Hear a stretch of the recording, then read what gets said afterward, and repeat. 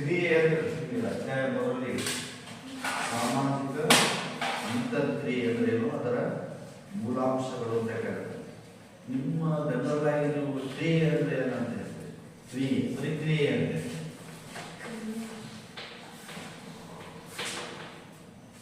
ಕ್ರಿಯೆ ಅಂದ್ರೆ ಕ್ರಿಯೆ ನಿಮ್ ಪ್ರಕಾರ ಕ್ರಿಯೆ ಅಂತ ನಾವೇನು ಇಂಗ್ಲಿಷ್ ಮಾಡ್ತಾ ಇದ್ದೀವಿ ಇದೇನು?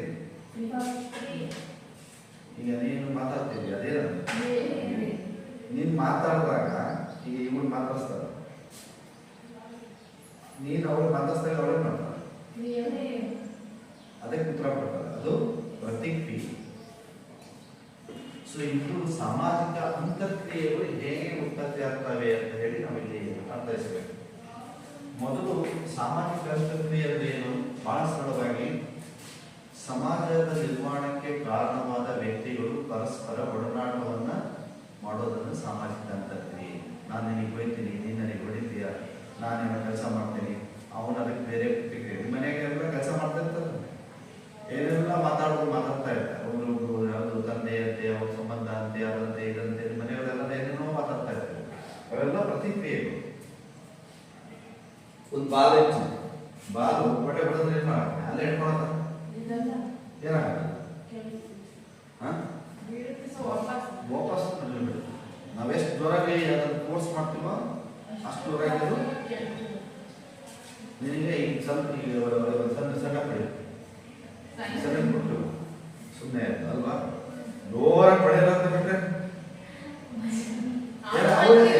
ತಿಳಿಸ್ಕೊಡ್ತಾರೆ.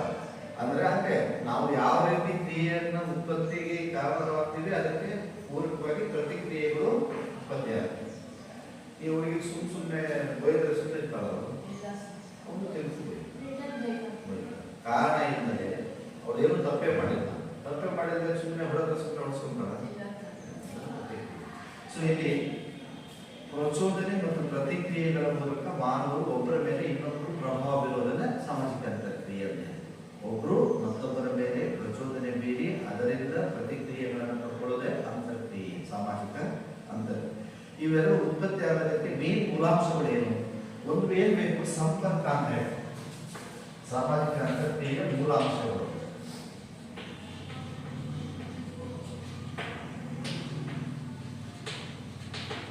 ಎರಡನೇದು ಸಂವಹನ. ಇದರ ಮತ್ತೆ ಸ್ವಲ್ಪ ಬರ್ತಾವ. ಈಗ ನೀನು ಒಬ್ಬರಿಗೆ ಮಾತಾಡ್ಸ್ಬೇಕು, ಯಾವುದೋ ಊರಲ್ಲಿ ಇದಾರ, ಅವರಿಂದ ಏನೋ ಕೇಳಿ ತಿಳ್ಕೋಬೇಕು ಅಂದ್ರೆ ಏನ್ ಮಾಡ್ಬೇಕು? ಯಾವುದೋ ಊರಲ್ಲಿ ಯಾರಾದ್ರೂ ಭೇಟಿ ಆಗಬೇಕು, ಅವರಿಂದ ಏನೋ ಮಾಹಿತಿ ಪಡ್ಕೋಬೇಕು ಅಂದ್ರೆ ನೀನ್ ಏನ್ ಮಾಡ್ಬೇಕು? ಏನ್ ಮಾಡ್ಬೇಕು? ನಾವು ಫೋನ್ ಇಲ್ಲ, ಅದೆಲ್ಲೋ ಅವ್ರ ಕಡೆ ಗೊತ್ತಿರೋದವ್ರನ್ನ ಹೇಳ್ಕೊಂಡು ಫಸ್ಟ್ ಏನ್ ಮಾಡ್ಬೇಕು? ನಾವು ಅದನ್ನ ಸಂಪರ್ಕ, ಭೇಟಿ ಆಗ್ಬೇಕು. ನಾನು ಇದೆಲ್ಲೋ ಕೂತ್ಕೊಂಡು ಬೆಂಗಳೂರಲ್ಲಿ ಯಾರು ನಾನು ಏನೋ ಬೆಳಬೇಕು ಅಂದ್ರೆ ಆಗತ್ತಾ? ನಾನೇನ್ ಮಾಡ್ಬೇಕು? ಮೊದಲು ಅವನ ಕಡೆ ಹೋಗಿ ನಾನು ಭೇಟಿ ಆಗ್ತೇನೆ. ಇದು ಸಂಪರ್ಕ. ಮೊದಲು ಸೇರ್ಕೊಂಡು ಭೇಟಿ ಆಗ್ತೇನೆ. ಭೇಟಿ ಆದ್ಮೇಲೆ ಏನ್ ಮಾಡ್ಬೇಕು? ಸರಿ, ಈ ಹುಡುಗಿ ಹತ್ರ ನಾನೇನೋ ಮಾತಾಡೋದು ಬಂದೆ, ಭೇಟಿ ಒಂದೇ ಸುಮ್ಮನೆ ಹೋದ್ರೆ ಮಾತಾಡಬೇಕು. ಮಾತಾಡೋದು ಸಂವಾದ. ಮೊದಲು ಏನ್ ಮಾಡ್ಬೇಕು? ಒಂದು ಕ್ರಿಯೆ ಉತ್ಪತ್ತಿ ಆಗಕ್ಕೆ ಏನಾಗಬೇಕು? ಇಬ್ಬರು ವ್ಯಕ್ತಿಗಳು ಪರಸ್ಪರ ಒಂದ್ ಕಡೆ ಸೇರ್ಬೇಕು. ಆ ಸೇರಿದ ಮೇಲೆ ಇಬ್ಬರು ವ್ಯಕ್ತಿಗಳು ಏನ್ ಮಾಡ್ಬೇಕು? ಮಾತು ಸ್ಟಾರ್ಟ್ ಮಾಡೋದನ್ನ. ಸರಿ, ಬರೀ ಮಾತಾಡೋದೇ ಬೇಕಾಗಿಲ್ಲ.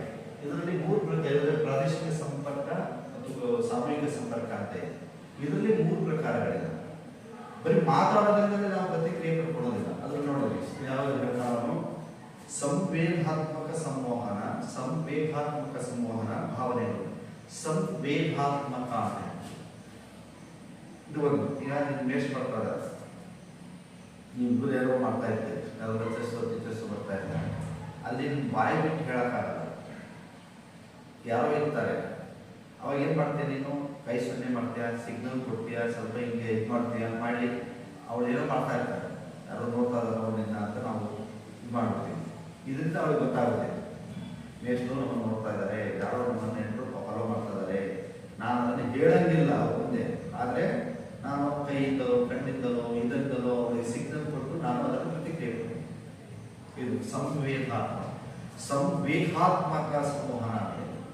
ಈಗ ನಿನಗೆ ಮನೆಯಲ್ಲಿ ನಿಮ್ಮ ತಾಯಿಗೆ ಭಾಳ ಕೋಪ ಇದೆ ಅಂತ ನಿಮಗೆ ಗೊತ್ತಾಗ, ಯಾಕೆ ನಿಮ್ಮ ಅಪ್ಪ ಈಗ ಭಾಳ ಸಿಟ್ಟಲ್ಲಿದ್ದಾರೆ, ಅವ್ರು ಹೇಳ್ತಾರೆ ನನಗೆ ಭಾಳ ಸಿಟ್ಟಲ್ಲಿದೆ ಅಂತ. ಯಾಕೆ ನಿಮಗೆ ಹೆಂಗೆ ಗೊತ್ತಾಗುತ್ತೆ? ನೋಡಿದ್ರೆ ಗೊತ್ತಾಗುತ್ತೆ. ಅವರ ಮುಖದ ಚರ್ಯೆಗಳಲ್ಲಿ ಕೋಪ ಎದ್ದು ಕಾಣ್ತಾ ಇರುತ್ತೆ, ಸಿಟ್ಟು ಎದ್ದು ಕಾಣ್ತಾ ಇರುತ್ತೆ. ಸಂವೇಹಾತ್ಮ. ಈಗ ಅವರಿಗೆ ಯಾಕೆ ಅಳೋಕಾಗಿದ್ದಾಳೆ, ಅವರು ಅಳು ಬರ್ತಾ ಇದೆ ಅವರಿಗೆ, ಯಾಕೆ ಅಂತ ಗೊತ್ತಿಲ್ಲ, ನಮ್ಗೆ ಗೊತ್ತಾಗ್ತದೆ. ಸೊ ಈ ಕಣ್ಣು ಕಿವಿ ಪಂಚೇಂದ್ರಿಯಗಳಂತ ಅಂದ್ರೆ ನಮ್ಮ ಭಾವನೆಗಳನ್ನು ವ್ಯಕ್ತಪಡಿಸ್ತೀವಿ, ಅದು ಸಂವೇಹಾತ್ಮಕ ಸಂವಹನ. ಈಗ ನಿನಗೆ ಯಾರೋ ನೋಡಿ ನಗ್ತಾರೆ, ಯಾಕೆ ನಗ್ತಾರೆ ಅವರು? ಪರಿಚಯ ಇರೋದು, ನೀನು ಯಾರಿಗೂ ನೋಡಿ ನಗ್ತೀಯ, ಯಾಕೆ? ಅದು ನಿನ್ನ ಪರಿಚಯ ಇರೋದು ಗೊತ್ತಿರಬೇಕು. ಅದ್ರ ಮುಖಾಂತರ ನೀವು ಒಬ್ಬರು ಸ್ನೇಹಿತರು ಗುರುತು ಗುರರು ಪರಿಚಯ ಇರೋದು ಗೊತ್ತಾಗುತ್ತೆ. ಮಾತಾಡ್ಬೇಕಂತಾನೆ ಏನಿಲ್ಲ. ಮೂರನೇದೇನು ಭಾವನೆ ವಿಚಾರ. ಪುಸ್ತಕ ಓದೋದು, ಪತ್ರಿಕೆ ಓದೋದು, ಟಿವಿ ನೋಡೋದು, ಸಿನಿಮಾ ನೋಡ್ತೀವಿ, ಇದರಿಂದ ನೀವು ಕೆಲವು ಪ್ರತಿಕ್ರಿಯೆಗಳನ್ನು ಮಾಡ್ತೀವಿ. ಇದು ಕೂಡ ಒಂದು ಪ್ರಕಾರ. ಇಲ್ಲಿ ನೀವು ಮೊದಲು ಸಾಮಾಜಿಕ ಅಂತರ್ಕ್ರಿಯೆ ಆಗಬೇಕಾದ್ರೆ ಇಬ್ಬರು ವ್ಯಕ್ತಿಗಳು ಪರಸ್ಪರ ಒಂದು ಕಡೆ ಬರಬೇಕು. ಬಂದಾದ್ಮೇಲೆ ಅವರಿಬ್ಬರು ಮಾತಾಡ್ಬೋದು, ಕೈಗೂಡಿಸ್ಬೋದು, ಯಾವ ವಿಚಾರಗಳನ್ನು ತಿಳಿಸ್ಬೋದು, ಅವರು ಅದಕ್ಕೆ ಪ್ರತಿಕ್ರಿಯೆ ಕೊಡ್ಬೋದು, ಎಸ್ ಅನ್ನೋದು ನೋ ಅನ್ನೋದು. ಸೊ ಇದು ಇಷ್ಟ ಆಗಿದೆ ನಿಮಗೆ ಸಹಕಾರ ಅಂತ ಇರುತ್ತೆ. ಸಹಕಾರ ನಿಮ್ಮ ಜನರಲ್ ಆಗಿ ನಿಮ್ಮ ಹೇಳಿಸ್ತೀನಿ. ಸಹಕಾರ ಅಂತ ಏನು, ಅದರ ಪ್ರಕಾರ ಯಾವ?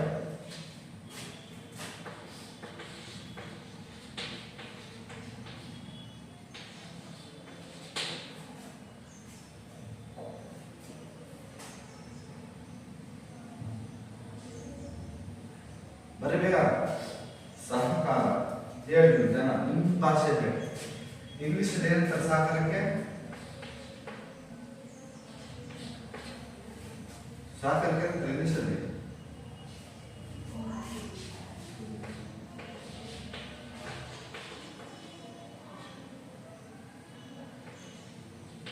ಕೋಆಪರೇಷನ್.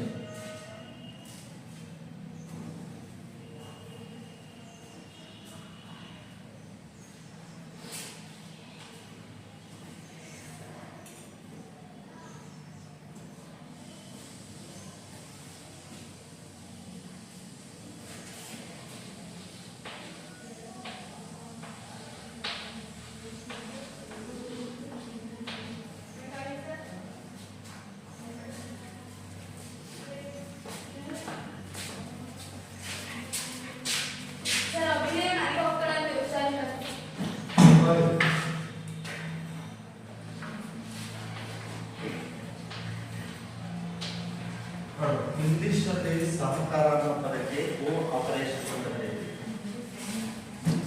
ಇದು ಲ್ಯಾಟಿನ್ ಭಾಷೆಯ ಪದ.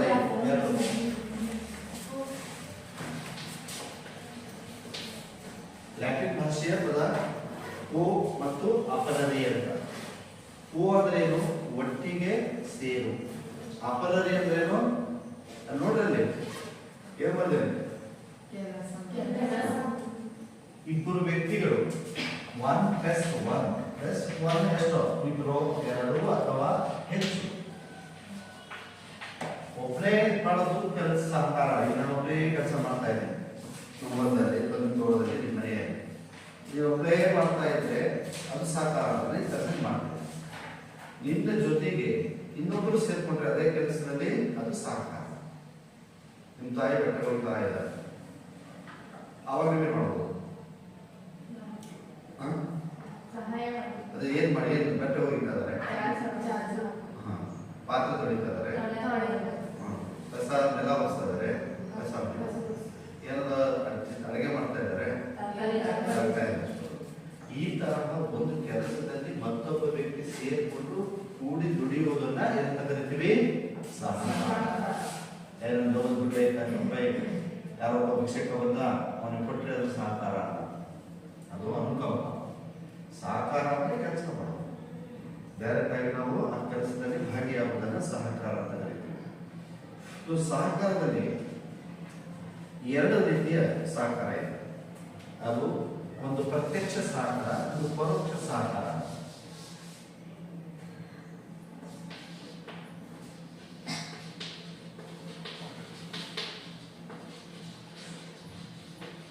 ಪ್ರತ್ಯಕ್ಷ ಅಂದರೆ ಡೈರೆಕ್ಟ್. ಈಗ ನಿಮ್ಮ ತಾಯಿ ಕೆಲಸ ಮಾಡ್ಬೇಕಾದ್ರೆ ನೀನು ತಾಯಿ ಜೊತೆಗೆ ಇಟ್ಕೊಂಡು ಕೆಲಸ ಮಾಡಬೇಕು, ಪ್ರತ್ಯಕ್ಷ ಸಹಕಾರ. ಡೈರೆಕ್ಟ್ ಹೋಗಿ ಕೆಲಸದಲ್ಲಿ ನಾನು ಭಾಗಿಯಾಗಬೇಕು. ಇಂಡೈರೆಕ್ಟ್ ಅಂದ್ರೆ ನಾನು ಡೈರೆಕ್ಟ್ ಆಗಿ ನನಗೆ ಸಹಾಯ ಮಾಡಲ್ಲ, ಇಂಡೈರೆಕ್ಟ್ ಆಗಿ ಸಹಾಯ ಮಾಡ್ತೀನಿ. ಹೇಳಿ ನೋಡೋಣ ಉದಾಹರಣೆ. ಪರೋಕ್ಷವಾಗಿ ಏನು ಹೆಲ್ಪ್ ಮಾಡೋ ಸಾಧ್ಯ ಇದೆ?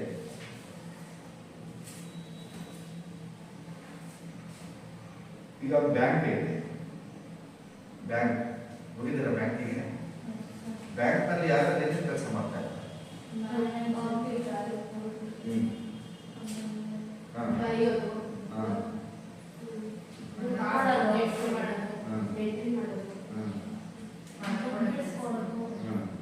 ಅವರೆಲ್ಲ ಯಾರು ಕೆಲಸ ಮಾಡ್ತಾರೆ?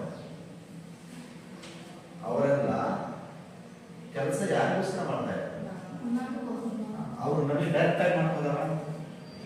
ಇಲ್ಲ, ಇಂಡೈರೆಕ್ಟ್ ಆಗಿ ಅವರು ಕೆಲಸ ಮಾಡ್ತಿರೋದ್ರಿಂದ ನಮ್ಮ ಬ್ಯಾಂಕಿನ ವ್ಯವಹಾರಗಳು ನಡೀತಾ ಇದೆ. ಇದನ್ನು ಪರೋಕ್ಷ ಸಹಕಾರ ಅಂತ ಹೇಳ್ತಾರೆ. ಈಗ ಈ ಬಿಲ್ಡಿಂಗ್ ಆಗಿದೆ, ಈ ಬಿಲ್ಡಿಂಗ್ ಅಲ್ಲಿ ಏನೇನು ಹಾಕಿದ್ವಿ?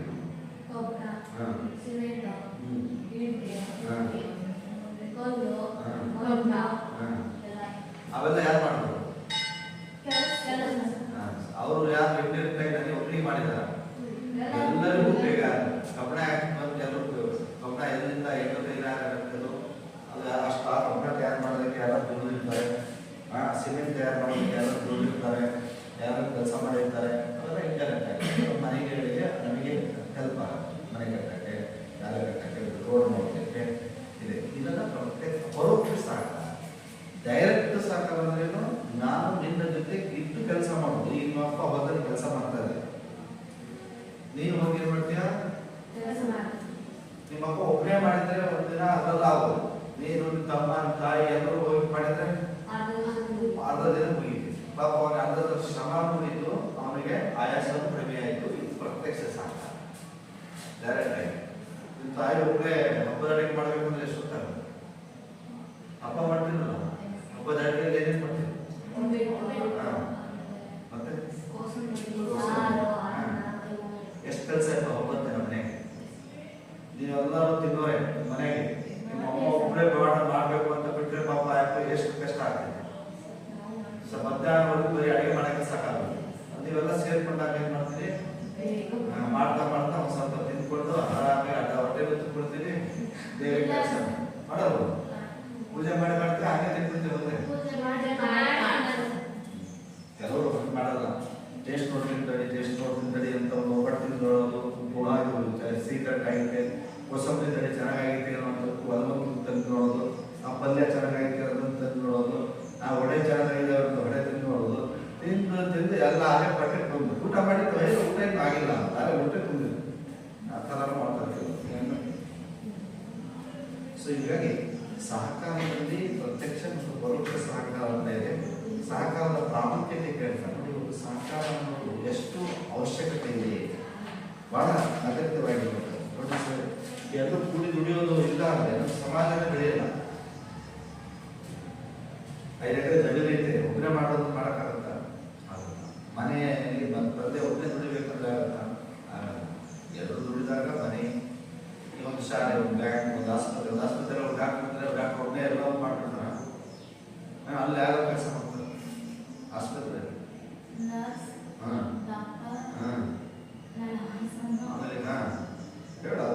ಎಲ್ಲರೂ ಒಂದು ಹಾಸ್ಪಿಟಲ್ ನಡೀಬೇಕಾದ್ರೆ ಎಷ್ಟು ಜನ ಅಲ್ಲಿ ಕೆಲಸಗಾರ ಇರ್ತಾರೆ. ಲ್ಯಾಬ್ ಇರ್ತಾರೆ, ಬ್ಲಡ್ ತೆಗೆಯೋರು, ಟೆಸ್ಟ್ ಮಾಡೋರು, ನರ್ಸುಗಳು, ಆಯಾಗಳು, ಹೆರಿಗೆ ತಜ್ಞರು ಎಲ್ಲರೂ ಕೂಡಿ ದುಡಿದಾಗ ಅದು ಹಾಸ್ಪಿಟಲ್. ನಾನೇ ಮಾಡೋದು, ನೀವು ಮಾಡ್ಕೊಂಡು ನಿಮ್ಮ ಕೆಲಸ ನೀವು ಮಾಡ್ಕೊಂಡು ಅಂತಂದ್ರೆ ಹಾಸ್ಪಿಟಲ್ ನಡೆಯಲ್ಲ, ಬ್ಯಾಂಕ್ ನಡೆಯಲ್ಲ, ಯಾವುದು ನಡೆಯಲ್ಲ. ಹಾಗಾಗಿ ಇಡೀ ಸಮಾಜದಲ್ಲಿ ಇವತ್ತು ಎಲ್ಲ ಫ್ಯಾಕ್ಟ್ರಿಗಳು, ಶಾಲೆಗಳು, ಕುಟುಂಬಗಳು ಏನಿದಾವೆ ಎಲ್ಲವೂ ಸಹಕಾರದ ಮೇಲೆ ನಿಂತಿರೋದು. ನಾವೆಲ್ಲರೂ ಕೂಡಿ ದುಡಿಲಿಲ್ಲ ಅಂದರೆ ಸಮಾಜ ಮುಂದುವರಿಕೆಗೆ ಸಾಧ್ಯ ಇಲ್ಲ. ಎಲ್ಲರೂ ದುಡಿಬೇಕು. ನಿಮ್ಮ ಮನೆಗಳಲ್ಲಿ ನೀವೆಲ್ಲರೂ ಕೂಡಿ ದುಡಿದಾಗ ನಿಮ್ಮ ಇದು ಕುಟುಂಬ ಅದು ಮುಂದೆ ಬರ್ತೈತಿ, ಇಲ್ಲ ಅಂದರೆ ಡೆವಲಪ್ಮೆಂಟ್ ಅದು ಬರೋದಿಲ್ಲ. ಸೊ ಇದು ಅದರ ಪ್ರಾಮುಖ್ಯತೆ ಭಾಳ ಸಿಂಪಲ್ ಆಗಿದೆ, ಸ್ವಲ್ಪ ಹೇಳ್ತೀನಿ ಅದನ್ನು. ಆಮೇಲೆ ನೆಕ್ಸ್ಟ್ ಅದರ ಲಕ್ಷಣಗಳು ಕೇಳ್ತಾನೆ ನೋಡಿ. ಸಹಕಾರ ಸಾರ್ವತ್ರಿಕ, ಇಡೀ ಜಗತ್ತಲ್ಲಿ ಕೂಡ ಸಹಕಾರ ಇದ್ದೇ ಇದೆ, ಯಾವ ದೇಶದಲ್ಲೂ ಕೂಡ ಇಲ್ಲ ಅಂತಿಲ್ಲ, ಎಲ್ಲ ಕಡೆ ಕೂಡಿ ದುಡಿಯೋದು ಸಾಮಾನ್ಯ. ಅಮೆರಿಕದಲ್ಲೂ ನಮಗೆ ಆಸ್ಪತ್ರೆಗಳು, ಶಾಲೆಗಳು, ಬ್ಯಾಂಕ್ಗಳಲ್ಲಿ ಹಾಗೆ ಅವರು ಕೆಲಸ ಮಾಡ್ತಾರೆ. ಎಲ್ಲ ಕಡೆಯೂ ಕೂಡ ಸಾರ್ವತ್ರಿಕವಾಗಿದೆ. ಸಹಕಾರ ಅಂದರೆ ಏನು? ಒಂದು ಉದ್ದೇಶಗಳ ಈಡೇರಿಕೆ ನೋಡಿ. ಯಾವ ಗಳಿಗೆ ಏನು ಉದ್ದೇಶ ಇದೆ ಆ ಉದ್ದೇಶಕ್ಕಾಗಿ, ಈ ಉದ್ದೇಶದ ಈಡೇರಿಕೆಗಾಗಿ ಸಹಕಾರ. ಈಗ ಬ್ಯಾಂಕ್ನ ಉದ್ದೇಶ ಏನು? ಬ್ಯಾಂಕ್ಗಳ ಉದ್ದೇಶ ಏನು? ಅದರ ಕೆಲಸ ಏನು? ಬ್ಯಾಂಕಿಗೆ ಹೋದ್ರೆ ನಿಮಗೆ ಚಳಿಗಾಲ ಆಗ್ತಾ ಇದೆ, ಆಸ್ಪತ್ರೆ ಬ್ಯಾಂಕ್ ಅಭಿಷೇಕ ಕೊಡ್ತಾರೆ, ಅವ್ರ ಕೆಲಸ ಏನು? ಬ್ಯಾಂಕ್ನಲ್ಲಿ ಎಲ್ಲ ಕೆಲಸ ಮಾಡ್ತಿರೋದು ಉದ್ದೇಶ ಇದೆ. ಇವ್ರದ್ದು ಹಣಕಾಸಿನ ಹೇಳಲ್ಲ, ಬಡ್ಡಿ ದುಡ್ಡು ಕೊಡೋದು ಅಷ್ಟೇ ಅದರ ಉದ್ದೇಶ. ಅವರೆಲ್ಲ ಕೆಲಸ ಮಾಡ್ತಿರೋದು ಹಣಕಾಸಿನ ಹೇಳಲ್ಲ. ಆಸ್ಪತ್ರೆ ಕೆಲಸ ಆರೋಗ್ಯ ಕೆಲಸ, ಬರೀ ಆರೋಗ್ಯ. ಅದ್ರ ಬಗ್ಗೆ ಡಾಕ್ಟರ್ ಹತ್ರ ಹೋಗಿ ನನಗೆ ಒಂದು 50,000 ದುಡ್ಡು ಕೊಡೋದು ಅಂತ ಕೇಳೋದು, ಅವನ ಮುಂದೆಲ್ಲ ಹಣಕಾಸಿನ ಅವರಲ್ಲ. ಅಥವಾ ಒಂದ್ಸರಿ ಒಂದು ಇದಕ್ಕೆ ಹೋಗ್ತೀವಿ, ಅದು ತಹಸೀಲ್ದಾರ್ ಆಫೀಸಿಗೆ, ಅಲ್ಲಿ ಹೋಗಿ ನೀವು ಒಂದು ಇಂಗ್ಲೀಷ್ ಕೊಡೋದು ಅವ್ರ ಕೆಲಸ ಏನು? ತಹಸೀಲ್ದಾರ್ ಆಫೀಸಿಗೆ ಹೋಗಿದ್ದೀರಾ? ಹೋಗಿಲ್ವಾ? ಈ ನಾಡ ಕಚೇರಿಗಳು ಅಂತ ನೀವೆಲ್ಲ ಕ್ಯಾಸ್ಟ್ ಇನ್ಕಮ್ ಎಲ್ಲ ಮಾಡಿಸ್ತೀರಿ, ಹಾಸ್ಪಿಟಲ್ ಮಾಡಿಸ್ತೀರಾ? ಮತ್ತೆ ಇವೆಲ್ಲ ಎಲ್ಲಿ ಸಿಗ್ತವೆ? ಅವ್ರ ಕೆಲಸ ಏನ್ ಮಾಡ್ತಾರೆ? ತಹಸೀಲ್ದಾರು, ಆಮೇಲೆ ಏನು ಗ್ರಾಮ ಲೆಕ್ಕಾಧಿಕಾರಿಗಳು, ಪಿಡಿಒಗಳು ಇವೆಲ್ಲ ಏನ್ ಮಾಡ್ತಾರೆ ಕೆಲಸ? ಅವ್ರ ಕೆಲಸ ಏನು? ಬರೀ ಸರ್ಟಿಫಿಕೇಟ್ ಕೊಡೋದು, ದಾಖಲೆ ಕೊಡೋದು, ಜಮೀನು, ಪಾಣಿ ಪತ್ರ ಇವುಗಳನ್ನು ಕೊಡೋದು, ಅದು ಎಲ್ಲ ಕುಡಿದು ದುಡಿತಾ ಇರ್ತಾರೆ.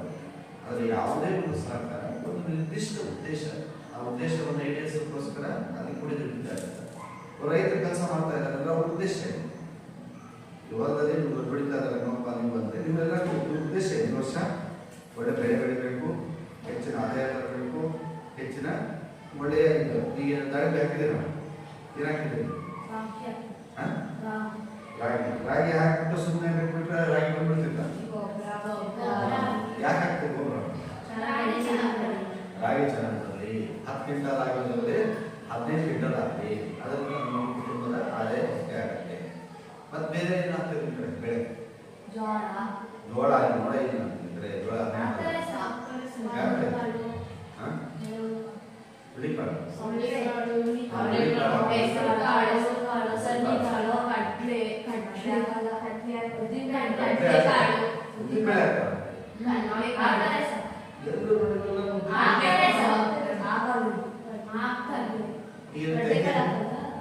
ತೆಂಗಿನ ಗಿಡ ಬರುತ್ತೆ,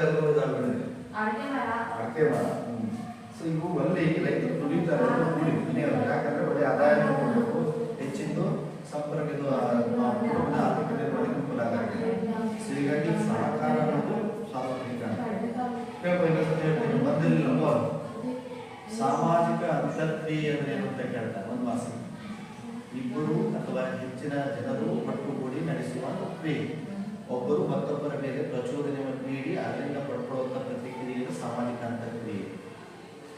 ಅದರ ಮೂಲಾಂಶಗಳು ಕೇಳ್ತಾರೆ. ಅದರ ಮೂಲಾಂಶಗಳು ಎರಡಿದೆ ಪ್ರಮುಖವಾಗಿ: ಸಂಪರ್ಕ, ಇನ್ನೊಂದು ಸಂವಹನ. ಸಂಪರ್ಕ ಅಂದ್ರೆ ಇಬ್ಬರು ವ್ಯಕ್ತಿಗಳು ಪರಸ್ಪರ ಹತ್ರ ಬರ್ಬೋದು, ಬಂದಾದ್ಮೇಲೆ ಮಾತಾಡ್ತಾರಲ್ಲ, ಅದು ಪ್ರತಿಕ್ರಿಯೆ, ಅಂತರ್ಕ್ರಿಯೆ.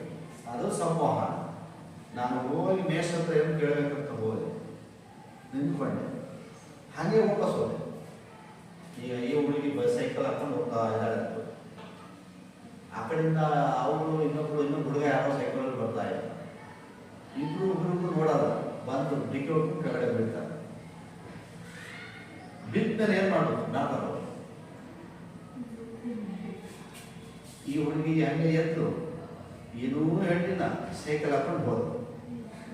ಆ ಹುಡುಗನು ಹಂಗೆ ಎದ್ದ, ಅವನು ಏನು ಮಾತಾಡಲಿಲ್ಲ, ಸೈಕಲ್ ಹಾಕೊಂಡು ಹೋದ. ಅಲ್ಲಿ ಏನಾದ್ರು ಪ್ರತಿಕ್ರಿಯೆ ಉಂಟಾಯ್ತಾ? ಅಲ್ಲಿ ಮಾತಾಡು ಬಿದ್ದಿದ್ದು ಒಂದು ಘಟನೆ, ಸಂಪರ್ಕ. ಇಬ್ರು ಒಬ್ಬರು ಹತ್ರ ಬಂದು ಇಬ್ಬರು ಎಲ್ಲ ನೋಡ್ಕೊಂಡು ಡ್ಯಾಶ್ ಹೋಗಿ ಬಿದ್ದು ಸೈಕಲ್ ಬಿದ್ಮೇಲೆ ನೋಡ್ಕೊಂಡ್ ಬರಕ್ಕಾಗಲೇನೋ ಅಂತ ಇವಳು, ಅವ್ನು ಇನ್ನು ನೋಡ್ಕೊಂಡ್ ಬರಕ್ಕಾಗಲೇನೋ ಅವನ ನಾನು ಈ ಕಡೆ ಇದ್ದೀನಿ, ನೀನು ರಾಂಗ್ ರೈಡರ್ ಬಂದೆ ಅಂತ ಅವನಂತ, ಇವಳು ನಿಮ್ದು ರಾಂಗ್ ರೈಡರ್. ಇದು ಪ್ರತಿಕ್ರಿಯೆ, ಕ್ರಿಯೆಗೆ ಪ್ರತಿಕ್ರಿಯೆ. ಕೂಡ ನೀನು ಹೋಗ್ತಾ ಇರ್ತೀಯ, ಇವಳು ಹೋಗ್ತಾ ಇದ್ದಾನೆ, ಆ ಕಡೆ ಯಾರೋ ಒಬ್ಬ ಬರ್ತಾನೆ, ಹಟ್ಟ ಅಂತ ಒಂದು ಬಿಡ್ತಾನೆ ಅದೇ ಕಪಾಡಕ್ಕೆ. ಇವಳು ಸುಮ್ಮನೆ ಹೊಡ್ಸ್ಕೊಂಡು ಹೆಂಗೆ ಹೋದ್ರೆ ಏನಂತ ಕಾರಣ ಇಲ್ಲ, ಗೊತ್ತಿಲ್ಲ, ಅವ್ರು ಯಾರಂತ ಗೊತ್ತಿಲ್ಲ, ಇವ್ರು ನೋಡಿಲ್ಲ, ಸುಮ್ಮನೆ ಬಂದಿದ್ದೊಳಗೆ ಹೋಗಿ ಬಾಡ್ದು ಅವನು ಹೋದ್ರೆ ಈ ಅಪ್ಪ ಸುಮ್ಮನೆ ಹೊಡ್ಸ್ಕೊಂಡ್ರೆ ಏನಂತ ಸುಮ್ಮನೆ ಇರ್ತಾನೆ. ಅದು ಒಂದು ಪ್ರತಿಕ್ರಿಯೆ ಅಲ್ಲ. ನಾವು ಯಾವುದೇ ಒಂದು ಕ್ರಿಯೆಯನ್ನು ಮಾಡಿದಾಗ ಅದಕ್ಕೆ ರಿಯಾಕ್ಷನ್ ಬಂದರೆ ಅದು ಪ್ರತಿಕ್ರಿಯೆ, ಅದನ್ನೇ ಅಂತರ್ಕ್ರಿಯೆಗಳು. ಸೊ ಅದು ಸಂವಹನ ಅಂದರೆ ಮಾತಾಡೋದು. ನಾನು ಮಾತಾಡಿದಾಗ ನೀವು ಮಾತಾಡಿದ್ರಿ, ನನಗೆ ಮಾತಾಡೋದ ಇದ್ದರೆ ಅದಕ್ಕೆ ನೀವು ಉತ್ತರ ಕೊಡೋಕ್ಕೆ ಪ್ರಶ್ನೆ ಇದ್ದೀವಿ, ಇದು ಪ್ರತಿಕ್ರಿಯೆ. ಸೊ ಇದು ಇವೆರಡು ಸೇರಿ ಸಾಮಾಜಿಕದಲ್ಲಿ ಅಂತರ್ಕ್ರಿಯೆಗಳು ಅತಿ ಅರ್ಥವಿದೆ. ಅದಾದ್ಮೇಲೆ ಸಹಕಾರ. ಸಹಕಾರದ ಅರ್ಥ ಬಹಳ ಸಿಂಪಲ್. ಸಹಕಾರ ಅಂದರೆ ಇಂಗ್ಲಿಷಲ್ಲಿ ಹೇಳ್ತಾರೆ ಕೋಆಪರೇಷನ್. ಇಂಗ್ಲಿಷಲ್ಲಿ ಏನು? ಕೋಆಪರೇಷನ್. ಇದು ಯಾವುದು ಭಾಷೆಯ ಪದ? ಲ್ಯಾಟಿನ್ ಭಾಷೆಯ ಪದ. ಕೋ ಅನ್ನೋದು ಪದ, ಅಪರನಿ ಅನ್ನೋದು ಪದ. ಕೋ ಅಂದ್ರೆ ಏನು? ಒಟ್ಟಿಗೆ ಸೇರೋದು. ಕೋ ಅಂದ್ರೆ ಏನು? ಒಟ್ಟಿಗೆ ಸೇರೋದು. ಅಪರನಿ ಅಂದ್ರೆ ಏನು? ಕೆಲಸ ಮಾಡೋದು. ಇಬ್ಬರು ವ್ಯಕ್ತಿಗಳು ಒಟ್ಟಿಗೆ ಸೇರಿ ಕೆಲಸ ಮಾಡೋದೇ ಸಹಕಾರ. ನೀವು ಇಷ್ಟು ಬರ್ಬಿಟ್ರೆ ಸರ್ ಸಹಕಾರ ಅಂದ್ರೆ ಏನಂತ ಒಂದು ಮಾಸಿಕ ಇಬ್ಬರು ಅಥವಾ ಅದಕ್ಕಿಂತ ಹೆಚ್ಚು ಜನ ಒಟ್ಟಿಗೆ ಸೇರಿ ದುಡಿ ಕೆಲಸ ಮಾಡೋದು, ಹಣ ಕೊಡೋದು, ಇನ್ನೊಂದು ದಾನ ಮಾಡೋದು, ಅದೆಲ್ಲ ಸಹಕಾರ. ಸಹಕಾರ ಅಂದ್ರೆ ದುಡಿಯೋದು, ಕೆಲಸ ಮಾಡೋದು ಸಹಕಾರ ಅಂತ ಹೇಳಿ ಹೇಳಬೇಕಾಗುತ್ತೆ. ಬರ್ಕೊಟ್ಟಾರೆ ಸದ್ಯ ಅಧ್ಯಾಯ 3 ಅಂತ ಹೇಳಿ ಬರ್ಕೊಟ್ರಿ. ಸಾಮಾಜಿಕ ಅಂತರ್ಕ್ರಿಯೆಯ ಅರ್ಥ. ಸಾಮಾಜಿಕ ಅಂತರ್ಕ್ರಿಯೆಯ ಅರ್ಥ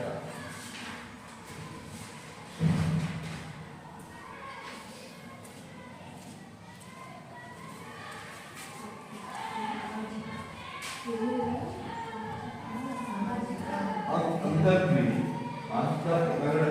ಅಂತರ್ಕ್ರಿಯೆಯ ಅರ್ಥ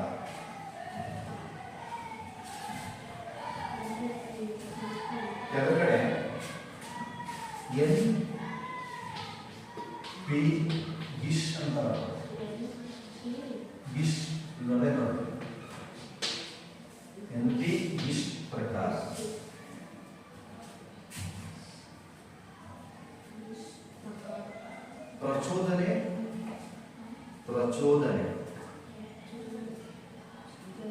ಪ್ರಚೋದನೆ ಮತ್ತು ಪ್ರತಿಕ್ರಿಯೆಗಳ ಮೂಲಕ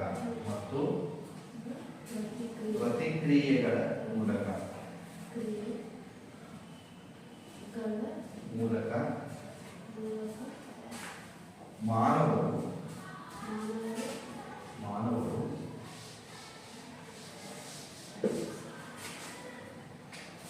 ಒಬ್ಬರು ಇನ್ನೊಬ್ಬರ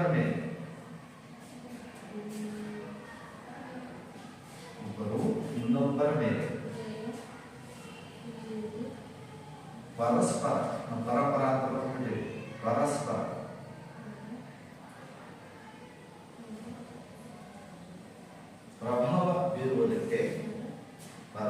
ಪ್ರಭಾವ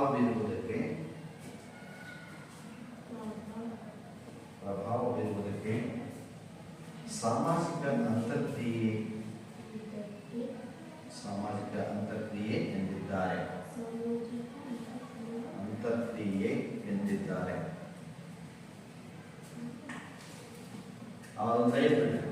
ಕೆಳಗಡೆ ಸಾಮಾಜಿಕ ಅಂತರ್ಕ್ರಿಯೆ ಮೂಲಾಂಶಗಳು ತರುವುದು.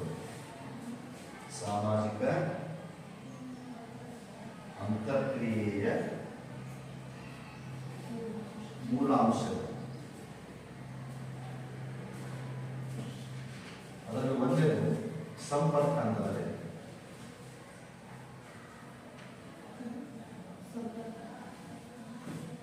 ಅದೊಂದು ಕ್ರಿಯೆ ಆಗಬೇಕಾದ್ರೆ ಮೊದಲು ಏನು ಸಂಪರ್ಕ ಅಂದ್ರೆ ಕಾಂಟ್ಯಾಕ್ಟ್, ಭೇಟಿ ಆಗುತ್ತೆ. ಭೇಟಿ ಆದರೆ ಅದು ಸಂಪರ್ಕ. ನಾನು ಭೇಟಿನೇ ಆಗ್ತದೆ, ಎಲ್ಲೋ ಕೂತ್ಕೊಂಡು ನಾನು ಅವ್ರನ್ನ ಮಾತಾಡಬೇಕು ಅವನು ಹೇಳಬೇಕು ಅಂದ್ರೆ ಆಗಲ್ಲ. ಅಂದ್ರೆ ಹೈಪರ್ ಸಂಪರ್ಕ ಅಂತ. ಸಂಪರ್ಕವಿಲ್ಲದೆ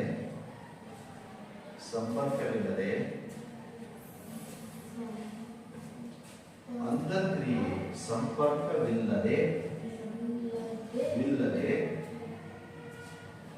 ಅಂತರ್ಕ್ರಿಯೆ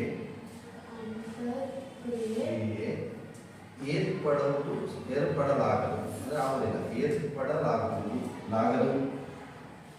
ಏರ್ಪಡಲಾಗದು.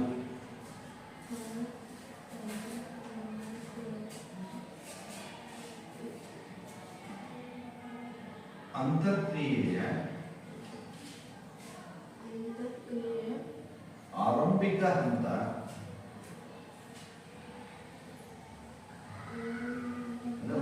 ಮೊದಲ ಸ್ಟೇಜ್ ಅಂತ.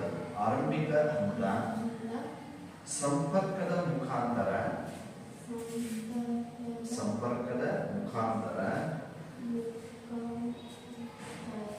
ವ್ಯಕ್ತಿಗಳು ಪರಸ್ಪರ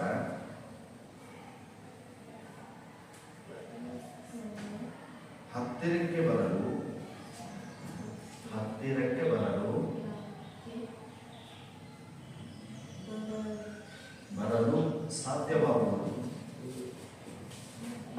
ಸಾಧ್ಯವಾಗುವುದು. ಇದರಲ್ಲಿ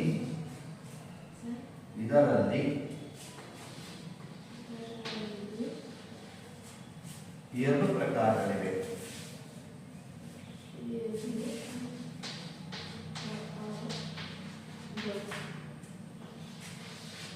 ಒಂದು ಸಾಮೂಹಿಕ ಸಂಪರ್ಕ, ಎರಡನೇದು ಪ್ರಾದೇಶಿಕ.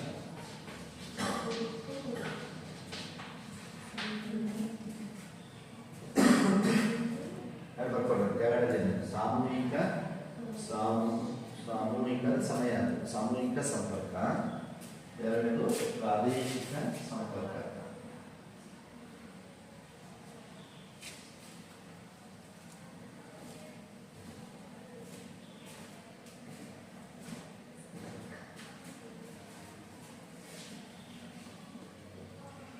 ಬರ್ಕೊಂಡ ಮೇಲೆ ಅಲ್ಲಿ ಸಾಮೂಹಿಕ ಬರೆದ್ರೆ ಇಲ್ಲಿ ಕೆಳಗಡೆ ಬರ್ಕೊಳ್ಳಿ. ಇದೊಂದು ಕೆಳಗಡೆ ಬರ್ಕೊಳ್ಳಿ. ಎರಡು ಸಾಕು, ಹಂಗೆ ಆಗುತ್ತೆ. ಎರಡನೇದು ಸಂವಹನ.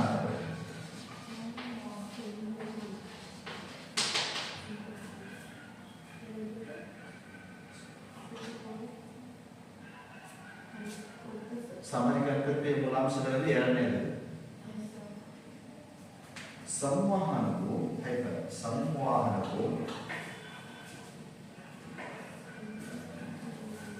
ಸಾಮಾಜಿಕ ಅಂತರ್ಕ್ರಿಯೆಯ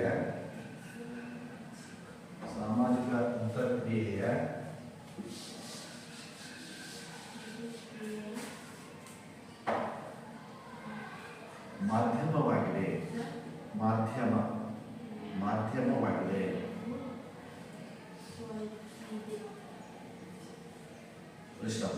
ಸಂವಹನದ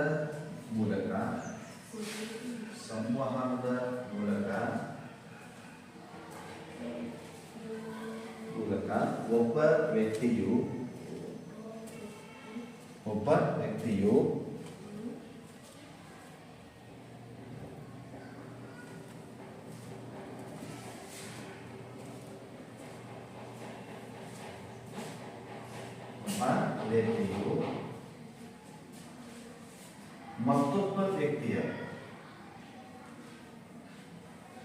ಮತ್ತೊಬ್ಬ ವ್ಯಕ್ತಿಯ ಭಾವನೆ ಹಾಗೂ ಅಭಿಪ್ರಾಯಗಳನ್ನು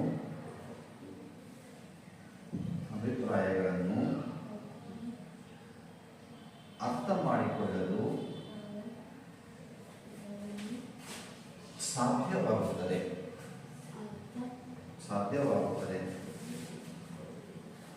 ಇದರಲ್ಲಿ ಮೂರು ಪ್ರಕಾರಗಳಿವೆ. ಅವ್ಯಾವ ಒಂದನೇದು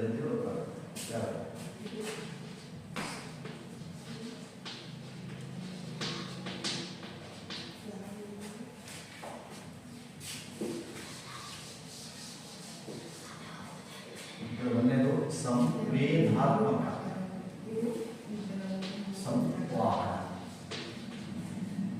ಎರಡನೇದು ಸಂವೇಗಾತ್ಮಕ. ನೋಡಿ, ಇಲ್ಲಿ ಗಾ ಹೋಗಿ ಗಾ ಬರ್ತದೆ ಅಷ್ಟೇ.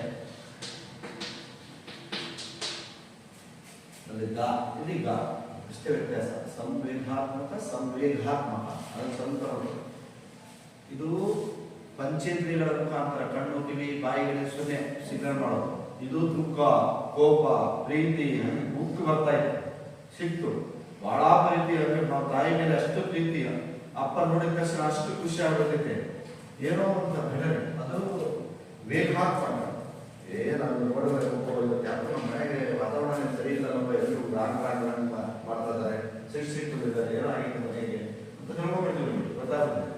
ಅದು ವೇಗಾತ್ಮಕ. ಮೂರನೇದು ಭಾವನೆ ಮತ್ತು ವಿಚಾರ.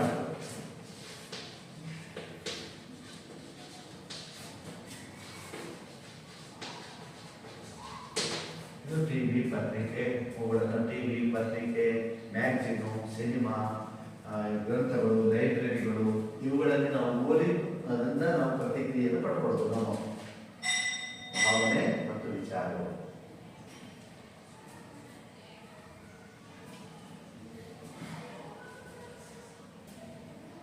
ನೆಕ್ಸ್ಟ್ ಸಹಕಾರದ ಅರ್ಥ.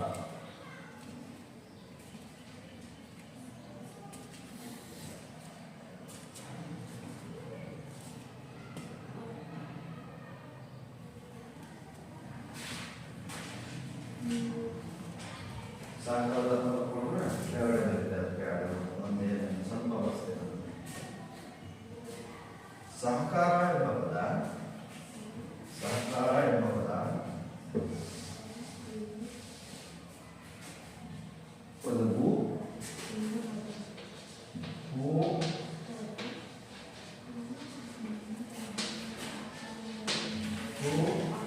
ಆಪರೇಷನ್. ಈಗ ಮ್ಯಾನೇಜ್ ಹಾಕಿ ಹೋಗ್ತಂದ್ರೆ ಇದನ್ನು ಮ್ಯಾನೇಜ್ ಹಾಕಿ ಆಪರೇಷನ್ ಎಂಬ ಇಂಗ್ಲಿಷ್ ಪದದಿಂದ ಬಂದಿದೆ. ಇಂಗ್ಲಿಷ್ ಪದದ ಕನ್ನಡ ಅನುವಾದವಾಗಿದೆ. ಇಂಗ್ಲಿಷ್ ಪದದ ಅಂತ ಇಂಗ್ಲಿಷ್ ಪದದ ಕನ್ನಡ ಅನುವಾದ. ಇಂಗ್ಲಿಷಲ್ಲಿ ಕೋಆಪರೇಷನ್, ಕನ್ನಡದಲ್ಲಿ ಸಹಕಾರ.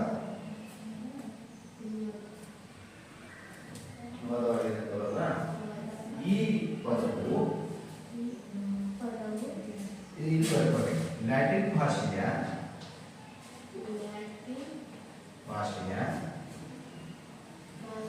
ಕೋ ಮತ್ತು ಅಪರದಿ, ಲ್ಯಾಟಿನ್ ಭಾಷೆಯ ಅಪರದಿ ಅಪರದಿ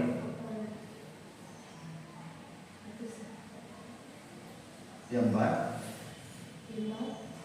ಎರಡು ಪದಗಳಿಂದ ಬಂದಿದೆ.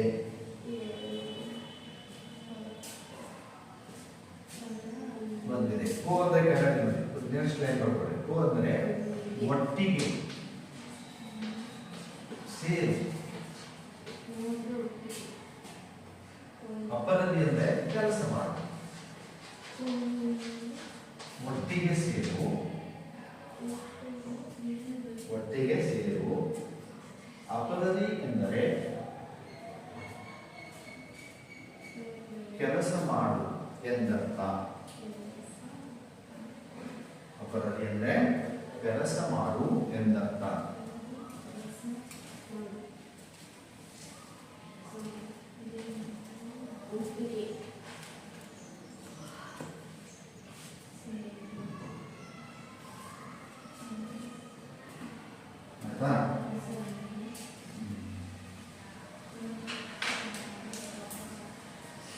ಸಾಕು.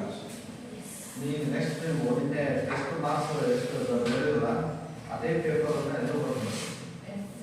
ನಾಳೆ ಕೊಡ್ತೀರಾ? ಟೈಮ್ ಎಷ್ಟಾಯ್ತು? ಒಂದು ವರ್ಷ